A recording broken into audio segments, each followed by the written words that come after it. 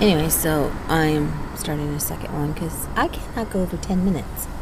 And I'm not done. And so anyway, I felt like I was doing it. I'm sure not, of course, to the best of my ability, because I continued to feel the panic heavily. But that 11 o'clock, I was watching the clock.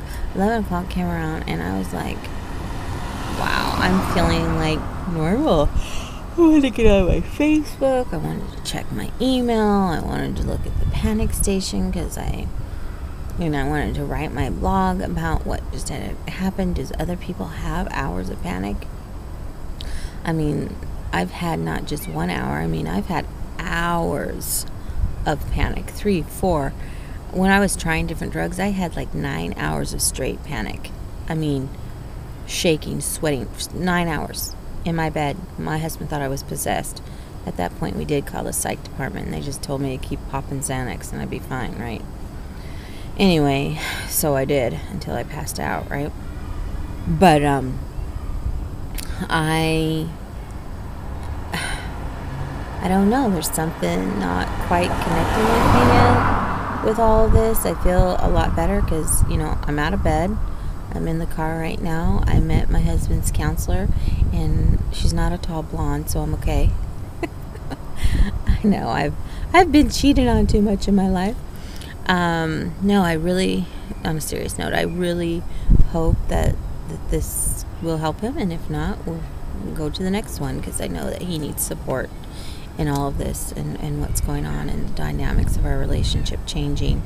Besides, our communication is not great, not good. There's times, if we're just talking about nothingness and just chit chat, we're great. We get along great. I said, let's play Chase Me. Let's do, we're funny and we have fun. But when we sit down to talk about serious things, like things that are truly happening in our life, getting a game plan together, boom, it goes all to crap and we fight. So there's no way to figure anything out. And then it's left on my shoulders because he's answer to a lot of things is walk away. And you know what? You can't walk away from life and not be a suitable partner. You can't. So, and not to say I don't occasionally do that too, but I guess I just, being a single parent for so long, I just have a different mind frame and structure that I've lived my life for so long. I wish I could just walk away and say, just screw it, whatever, I'm leaving, figure it out. And I don't think he completely has that attitude, but sometimes I feel like he does. Anyway, so we need to get that figured out, of course.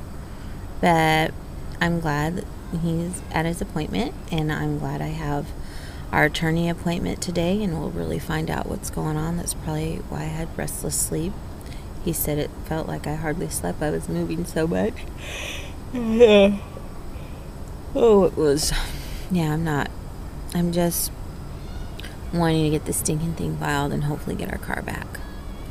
I really just want to have that happen, and I keep praying for me to know what to do, because I can throw my irons into 3 or 4 fires, and I pray for the best one to be the hottest, so I know, because sometimes I'm stupid and I don't know. Please tell me the right way to go.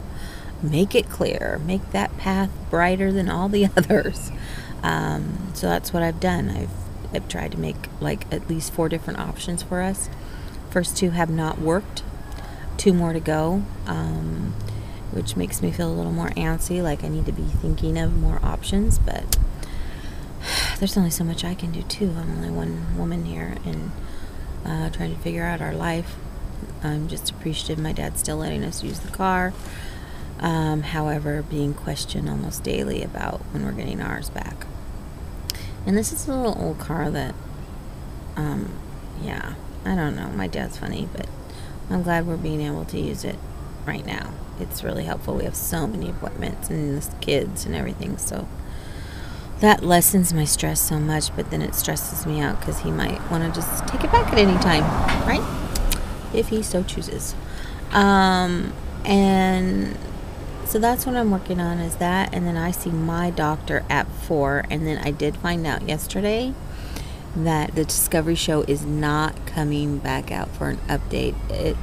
It's just not cost effective. It's not really anything, I think, besides that. I think they're going to try to make the show about me and another guy that has this panic disorder out in Tennessee.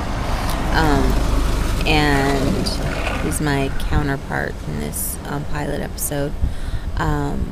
So they're just going to use that week of footage and filming in regards to how well I even did in just that week, which kind of stinks because I had been trying to help get us on this tram that we have in Portland and working with a doctor because I am a patient up at OHSU. So that was something I was working on, going to surprise them because they couldn't get up there. Discovery Show and all their talk, couldn't get them up there. So I was trying to do that so we could have a nice show to show that, you know, I was pushing the boundaries and even getting better. And, you know, I lost 10 pounds even. I mean, just stuff like that, because I don't think that show, it's not realistic to think, you know, anybody's going to be cured in a week, for heaven's sake, or cured is a bad word. Well, I mean, we can be on the track, you know, but who knows what happens to that person after that week? Do they continue? What happens? What are their ups and downs? So I feel like a little bit we're being cheated on the part of the anxiety people and the people that are supposed to be learning about us and what we go through and make it real to them, because so many people don't get it. More people don't get it than do get it, frankly. And I feel cheated a little bit.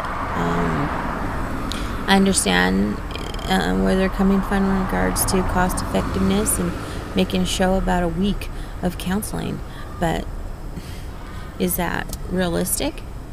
Absolutely not. It's not realistic. I was out of bed, but of course you're out of bed. You got film people there and things going on. It's like you go from 0 to 60 in 1.3. You know, it's a jump start, but what happens to the person after they leave? I think that's a story unto itself. I think that's why I want to write my book. That's why I am writing the book, because there needs to be more told. You know, there's so many things out there, and everybody's got their beast and their demons and their things that they have, but this is something I know about, and I know that has not been presented to the public completely properly yet. And I know the show will be respectful towards us and me and my family, and show as much as they can. It's Discovery Health Channel. There's only so much they can do too. I feel it has to go even beyond that. I really feel, people getting on disability, for heaven's sake, for this, which I feel they were talking about for me, and that to me is giving up for me personally, and I see how that can help other people, but that's not the cure. That's just facilitating what we've got. I want people to be well for real, to really be able to go out there and work for your families and take care of yourself and your family, and not have this beast control your life. It doesn't have to be this way. I keep hearing it's the most curable mental illness type of thing out there, and it is. And no matter how many setbacks I'm having, it is, and I believe it, and I passionately believe it. And if I have anybody that gives me any input in regards to my book or what's going on, I am seriously wanting to be an advocate and get this known to people, and that the trials, the tribulations, and how to get well for real, long-term wellness. Anyway, that's it. I'm almost at 10 minutes. I could go on for another half hour, right? Oh, anyway, all right. I got this new mascara and I'm loving it. I'm still a girl. Okay, thanks for listening. Bye.